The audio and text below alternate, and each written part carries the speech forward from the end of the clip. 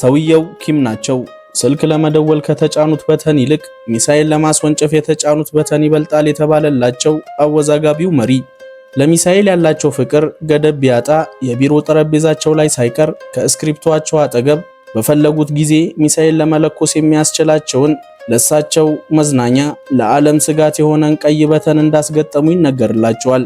ጉልበተኛ ናቸው። ለያዥ ለገናዡ ያስቸገሩ እሳቸው እየተዝናኑ እንደ ፊልም የሚመለከቱት የሚሳኤል ሙከራ ዓለምን አስፈርቶ እንቅልፍ ቢያሳጣ ሀገራት ተስማምተው አንድ ውሳኔ ላይ ደረሱ። ማዕቀብ መጣል። ይሁንና ሰው ጤፉ የሆኑት መሪ ማዕቀቡን ችላ ብለው ሚሳኤላቸውን አሻሽለው አቅሙን ጨምረው ኒኩለር አስታጥቀው ተራራን ንዶ መሬት የሚያንቀጠቅጥ የጠላትን ርቀት አስልቶ ድባቅ የሚመታ ጎረቤትን አሳቆ ምነው ባልተፈጠሩክ የሚያስብል ሚሳኤል ከኒኩለር ጋር እያስፈነጠሩ ወንዱ ይለያል ያሉ ደፋር መሪ። ትዕቢተኛም ናቸው። ራሳቸውን ከዝጌሩ ጋር ሚዛን ላይ አስቀምጠው እኩል የመጣላቸው። በዚህም ታዲያ የሀገራቸውን ሕዝብ አንቀጥቅጠው በአምባገነን ይመሩታል። ሰሜን ኮሪያ ውስጥ ነው የእሳቸው ድምጽ በተሰማበት፣ ፎቶአቸው በታየበት፣ ሐውልታቸው በቆመበት ቦታ ሁሉ አጎብድዶ ለመስገድ ከባድ ወንጀል ነውና ዋጋው ሞት ይሆናል። ይህም ብቻ አይደለም፣ ጭቆናው በዝቶ አቅሎትን ሲያሳጣው ሞትን ተማምነው ምሬቶትን ቢያወሩ ባንዳነት ነውና መጠኑ ሳያንስ አይነቱ ሳይቀየር እርሶ ቢያልፉም ለቤተሰቡ በክብር ይዘዋወራል። ይህ ማለት አያድርገውና እርሶ እዚች ሀገር ውስጥ በሀገሪቱ መንግስት በባንዳነት ከተሰየሙ አያቶት ዘር የተገኙ ሆነው ቢወለዱ መንግስት አባቶት ላይ የፈጸመውን አያቶት በቁም ቢኖር ይቀጣው የነበረውን አሰቃቂ ቅጣት እርሶ ምንም እንኳን ሀገሩን ወዳድ የተመሰከረሉት ጨዋ ቢሆኑም የሱ ዘር በመሆኑት ብቻ ቅጣቱን እንዲቀበሉ ይደረግ ነበር። ለማመን ቢያስቸግርም ነገር ግን ይህ ያለፈ ታሪክ ወይም ተረት አይደለም። አሁን የሰሙት ህግ ላለፉት 75 ዓመታት የዚች ሀገር ዜጎች ሲከተሉት የነበረ ህግ ነው። ምክንያቱም ደግሞ ሀገሪቱ ሰሜን ኮሪያ፣ መሪዋ ደግሞ ኪም ጆንጉን ናቸው። በዛሬው ጉዟችን የሀገሪቱን ህግ እየተዋወሰን አክብረን ለመሪዋ እንደ ዜጎቿ ባንሰግድም ፈርተን የሀገሪቱን ታሪክ ልንቃኝ፣ ኑሮው በድራማ የተሞላ ሚስጥራዊ ስለሆነው መሪዋ እንዲሁም የአንድ እናት ነገር ግን የሁለት ዓለም ሰዎች ስለሚመስሉት ኮሪያውያን ልንነግሩት ወደ ሰሜን ኮሪያ ጉዞ ጀምረናል። አብራችሁን ቆዩ። ኮሪያ ዛሬ ለሁለት ተከፍላ ደቡብና ሰሜን ኮሪያ ተብላ ከመጠራቷ በፊት በምስራቅ እስያ ውስጥ የምትገኝ በጠቅላላ ስፋቷ 220879 ስኩዌር ኪሎ ሜትርን በመሸፈን በአንድ የምትሳል ሁለቱም ህዝቦች በፍቅር ጎጆ ቀልሰው የሚኖሩባት ሀገር ነበረች። ይሁንና በፈረንጆቹ 1910 ጃፓን ኮሪያን በመውረር የግዛቷ አንድ አካል አድርጋ ተቆጣጠረቻት። በዚህም ምክንያት እስከ ፈረንጆቹ የዘመን አቆጣጠር 1945 ወይም ጃፓን በአሜሪካ የኒኩለር ጥቃት ተሸንፋ የሁለተኛው የዓለም ጦርነት ፍጻሜ ፊሽካው እስከተነፋበት ዕለት ድረስ ኮሪያ በጃፓን ቅኝ ግዛት ስር የምትተዳደር ሀገር ነበረች። ምንም እንኳን ሁለተኛው የዓለም ጦርነት ማብቃቱን ተከትሎ ኮሪያ ከጃፓን ቅኝ ግዛት መላቀቅ ብትችልም ሙሉ ለሙሉ ነፃነቷን ማግኘት ግን አልቻለችም። ለዚህ ደግሞ ትልቁ ምክንያት በወቅቱ ሀያል የነበሩት የሶቪየት ህብረትና የአሜሪካ ተጽዕኖ ሲሆን ሁለቱ ሀገራት ሀያል ቢሆኑም የተለያየ የፖለቲካ ርዕዮት አራማጅ ነበሩ። ሶቪየት የኮሚኒዝም ርዕዮትን የምትከተል ሀገር ስትሆን አሜሪካ በአንጻሩ የካፒታሊዝምን ርዕዮት ትከተላለች። እጣ ፋንታዋ በእነዚህ ሀገራት እጅ ስር የወደቀው ኮሪያ የሰሜን ግዛቷን ሶቪየት በመቆጣጠር በኮሚኒስት የሚመራ መንግስት ኮሪያ ውስጥ እንዲቋቋም ተጽዕኖ ማድረግ ጀመረች። በሌላ በኩል ካፒታሊዝምን የምትደግፈው አሜሪካ የኮሪያን ደቡብ ክፍል በመቆጣጠር ካፒታሊዝምን በማስፋፋት የዲሞክራሲያዊ መንግስት እንዲቋቋም ድጋፍ ማድረግ ጀመረች። እነዚህ የርዕዮተ ዓለም ልዩነቶች የኋላ ኋላ በኮሪያ አስተዳደር ውስጥ ፍትጊያ እንዲፈጠር አደረጉ። በዚህም ውጥረቱ ተባብሶ በአሜሪካና በሶቪየት መካከል ያለው ቀዝቃዛ ጦርነት በኮሪያ ክፍፍል ላይ ከፍተኛ ተጽዕኖ ማድረግ ጀመረ። እንደ ኢሮፓውያን አቆጣጠር በ1950 በሰሜንና በደቡብ ያለው ውጥረት ወደ ሙሉ ጦርነት ተሸጋገረ። በኪም ኤልሱንግ የምትመራው ሰሜን ኮሪያ ደቡብ ኮሪያን በኮሚኒዝም ርዕዮት ውስጥ ለማካተት ከሶቪየትና ከቻይና በምታገኘው ድጋፍ ደቡብ ኮሪያ ላይ ወረራ ጀመረች። ደቡብ ኮሪያን በበኩሏ ወዳጆቿ የሆኑትን አሜሪካንና የተባበሩት መንግስታትን ኃይሎች በማሰባሰብ ወደ ለየለት ጦርነት ውስጥ ገባች። ጦርነቱ ለ3 ዓመታት የዘለቀ ሲሆን በሚሊዮን ለሚቆጠሩ ዜጎች ህልፈት ምክንያት ሆኗል። ይሁንና በ1953 በተኩስ አቁም ተስማምተው ሁለቱም ራሳቸውን የቻሉ ሉዓላዊ ሀገር በመሆን ድንበራቸውን አጥረው መኖር ጀመሩ። አሁን ላይ የኮሪያ ዲሞክራሲያዊ ሕዝብ ሪፐብሊክ በመባል የምትታወቀው ሰሜን ኮሪያ በኪም ቤተሰቦች የምትመራ ኮሚኒስት ሀገር ስትሆን ኮሪያን ሪፐብሊክ ወይም ደቡብ ኮሪያ በወታደራዊ ስርዓት የምትመራ የነበረ ቢሆንም ከጊዜ በኋላ በአሜሪካ እርዳታ ዲሞክራሲያዊ ሀገር መሆን ችላለች። ሁለቱም ሀገራቶች ምንም እንኳን ሉዓላዊነታቸውን አስጠብቀው ቢቆዩም በኢኮኖሚ ፖለቲካና ወታደራዊ ኃይል አንጻር ካየነው የሰማይና የምድር ያህል ልዩነት አላቸው። የኮሪያን አብላጫውን ምድር የተቆጣጠረችው ሰሜን ኮሪያ አሁንም እልኋ ሳይበርድላት ጠላቴ ብላ የሰየመቻቸውን እንደ አሜሪካ፣ ጃፓንና ደቡብ ኮሪያ የመሳሰሉ ሀገራትን አሸንፋ መላው ዓለምን ማስፈራራት የምትችል ሀገር ለመሆን ቀን ከሌት ትለፋለች። 120,540 ስኩዌር ኪሎ ሜትር የምትሸፍነው ሰሜን ኮሪያ በውስጧ 26 ሚሊዮን ኑሮ ያንገላታቸው ከአቅማቸው በላይ የሆኑ ሕጎች የተጣለባቸውን ዜጎች ከትዕቢተኛው መሪ ጋር ሸክፋ ዓለም አግልሏት ትኖራለች። ላለፉት 75 ዓመታት እቺን ሀገር የኪም ቤተሰብ የሚያስተዳድራት ሲሆን የአሁኑ መሪ ኪም ጆንጉን የአያታቸውን የሰሜን ኮሪያ መስራችና መሪ የነበረውን ኪም ኤልሱንግ እንዲሁም የቀድሞ አስተዳደር የነበረውን የአባታቸውን ኪም ጆንግ ኢልን ስልጣን በማስቀጠል የሚመሩ ሶስተኛው ከኪም ቤተሰብ የተገኙ መሪ ናቸው። በ1980ዎቹ የተወለደው ኪም ምንም እንኳን ስለ ልጅነት ሕይወቱ ያሉት መረጃዎች ጥቂት ቢሆኑም በአንድ ወቅት ስዊዘርላንድ ውስጥ በሚገኝ የሕዝብ ትምህርት ቤት ፓክኡን በሚል ስም ማንነቱን ቀይሮ ይማር እንደነበረ የኋላ ታሪኩ ያስረዳል። በትምህርት ዘመኑ ዝምተኛና ቁጥብ፣ የቅርጫት ኳስ አፍቃሪ እንዲሁም በወቅቱ ዝነኛ የነበረው ኮከብ የቅርጫት ኳስ ተጫዋች ሚካኤል ጆርዳን አድናቂ እንደነበረ የክፍል ጓደኛው ይናገራል። ይሁንና ገና በ27 ዓመቱ የአባቱን ህልፈት ተከትሎ በ2011 የሰሜን ኮሪያ መሪ በመሆን ዙፋኑን ተቆጣጠረ። በወቅቱ የእሱ መሪ መሆን ያልጣማቸው ወጣትና ልምድ አልባነቱ ያላስደሰታቸው ፖለቲከኞችና ጀነራሎች ስልጣኑን ለመንጠቅ ፊቱ ቆሙ። ነገር ግን ኪም ጆንጉንም ቢሆን የዋዛ አልነበረም። እድሜው ትንሽ ይሁን እንጂ የአባቱን የመሪነት መንገድ እግር በእግር እየተከታተለ የስልጣን ማቆያ የሆነውን ትልቅ ልምድ ቀስሟል።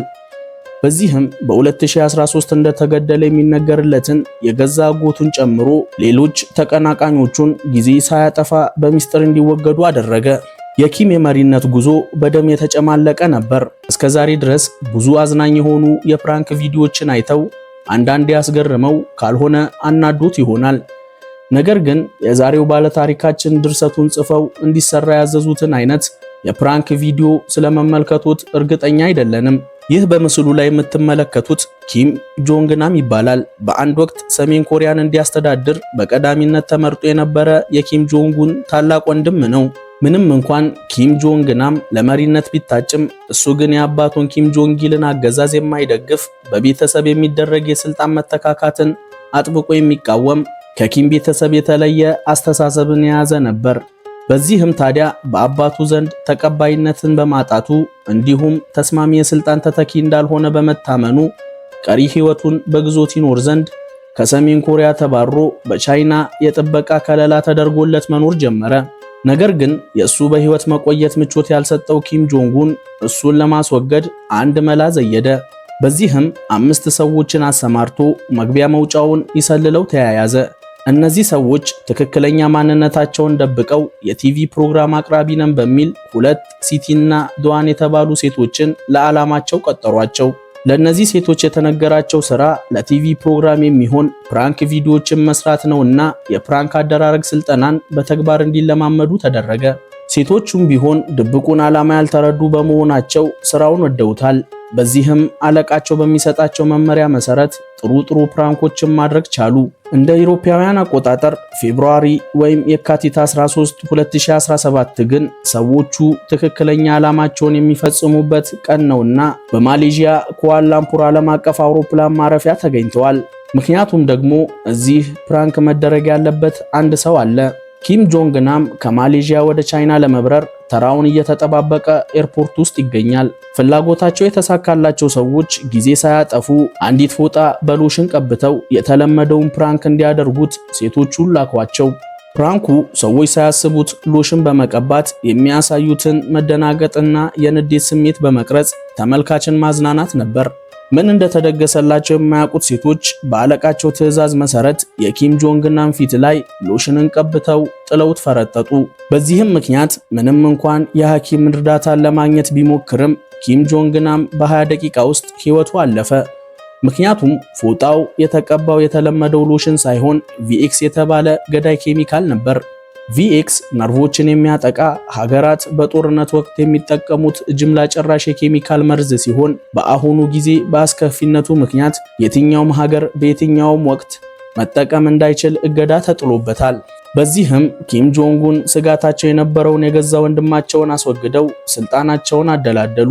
ዛሬ ላይ ይህ መሪ በህዝባቸው እንደ አምላክ የሚመለኩ ቅጣታቸው ተፈርቶ የሚሰገድላቸው ጨካኝ መሪ እያሉ ይገልጿቸዋል።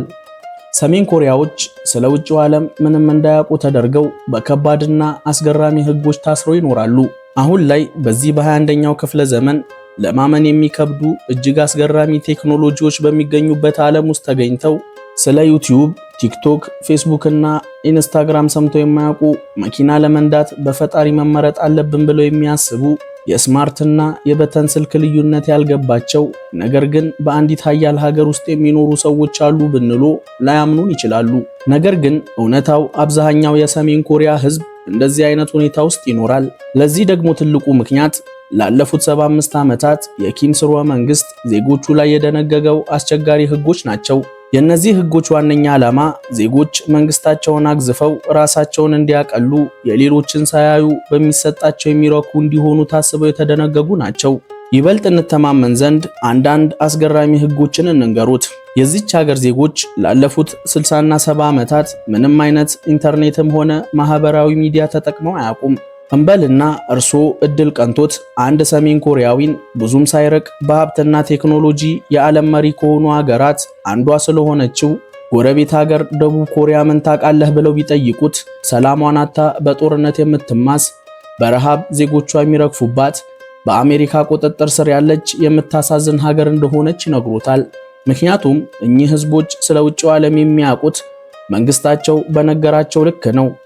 አለፍ ብለው ስለ ኢትዮጵያስ ምን ታውቃለህ ቢሉት ሆዱ እያረረ እንባ እያቃረው በኢደር ይዘነው እንጂ እሷማ ከጠላት ሀገሮች አንዷ ነች ብሎ ክው ያደርጎታል። ምክንያቱስ ካሉት በአንድ ታሪካዊ ወቅት በኮሪያ ጦርነት ጊዜ ኢትዮጵያ ወታደሮቿን ልካ ጠላታችን ከሆነችው ሀገር ደቡብ ኮሪያ ጋር ወግና ታሪክ የማይረሳው ጉድ ሰርታናለች ይሉታል። እዚህ ተሰብስበው ሞቅ ባለ ጭብጨባ የመሪያቸውን መገኘት የሚያበስሩ ሰዎችን ተመልክተው መሪያቸውን ወዳድ የሚል ማዕረግ ከመስጠቱት በፊት ሁለተኛውን ህግ እንንገሩት። የዚች ሀገር ዜጋ ሆነው መንግስት አለኝ ባለው ፕሮግራም ላይ እንዲታደሙ ለዜጎች ጥሪ ካቀረበ አይደለም መቅረት፣ መሰላቸት በባንዳነት የሚያስፈርጅ ለሶስት ትውልድ የሚተርፍ ቅጣት የሚያስወስን በመሆኑ ለራሶት ባያስቡ ለልጆት፣ እሱም የራሱ ጉዳይ ካሉ ለልጅ ልጆት በማሰብ ሳይወዱ በግዶት እልልታውን እያቀለጡ እጁ እስኪቀላ ማጨብጨብ ግድ ይሆንቦታል። ሰሜን ኮሪያ ውስጥ እስከኖሩ ድረስ እምነቶት ኮሚኒዝም አምላኮ ሲባሉ የኪም ቤተሰብ እንደሆኑ የሚያውቁት ነውና ለርሶ የሚነገር አይደለም። ይልቁንስ የቤቶት ግድግዳ ላይ የቀድሞ መሪና የኪም ጆንጉን አባት እንዲሁም አያት የነበሩትን ኪም ኤልሱንግንና የኪም ጆንግ ኢልን ፎቶ መለጠፉትን እርግጠኛ ይሁኑ። እነዚህ ፎቶዎች በመንግስት የሚሰጡ በቤቶት ሳሎን ላይ ለብቻቸው ጥሩ ቦታ ተዘጋጅቶ በሚታይ መልኩ የሚለጠፉ ሲሆኑ ቢቆሽሹና አደጋ ቢደርስባቸው ወይም አይበለውና ቤቶት በእሳት ቢያያዝ ሕይወቶትን መስዋዕት አድርገው ከልጆትና ቤተሰቦት ከሀብትና ንብረቶት አስቀድመው የማዳን ግዴታ አለቦት። ይሄን ሳያደርጉ ቀርተው ልጆትን ቢያስቀድሙ ይሄኔ በሕጉ መሰረት ከፈጣሪ ፍጡሩን አስቀድመዋልና መንግስት ከከባድ እስራት እስከ ግድያ ሊፈርድቦት ይችላል። ይህ ካስገረሞት እንግዲያውስ አንድ እንድገሞት። ሰሜን ኮሪያ ውስጥ ዜጎች ቢኮረኩሯቸው የማይስቁበት፣ ስለምንም ቢጠየቁ ጮክ ብለው የማይመልሱበት በየዓመቱ የሚመጡ ሁለት ቀናቶች አሉ። የመጀመሪያው የኪም ጆንጊል የሙት ቀን የሆነው ዲሴምበር ማለትም ታህሳስ 17 ሲሆን ሌላኛው ቀን ደግሞ የኪም ኢልሱንግ የሙት ቀን የሆነው ጁላይ ወይም ሐምሌ 8 ነው። በእነዚህ ሁለት የቀድሞ መሪዎች የሙት ቀን የትኛውም ዜጋ መሳቅ፣ አልኮል መጠጣት ወይም ምንም አይነት የደስታ ፕሮግራሞችን ሲያካሂድ ቢገኝ ከባድ ቅጣት ይጣልበታል።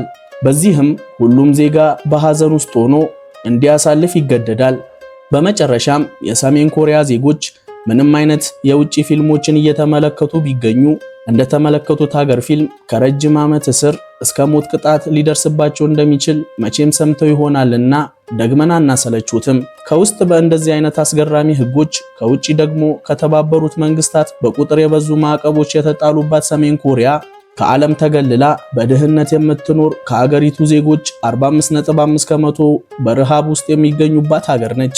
በ2023 በተደረገው ጥናት መሰረት የሀገሪቱ አጠቃላይ ጂዲፒ 23 ቢሊዮን ዶላር ሊደርስ እንደሚችል የተገመተ ሲሆን ማነጻጸሪያ የሆነን ዘንድ የአብሮ አደጓን ደቡብ ኮሪያ ብንመለከት በተመሳሳይ ዓመት 1.8 ትሪሊዮን ዶላር ጂዲፒን በመያዝ በዓለማችን ከሚገኙ ሀብታም ሀገራት በ12ኛነት ደረጃ ላይ ትቀመጣለች።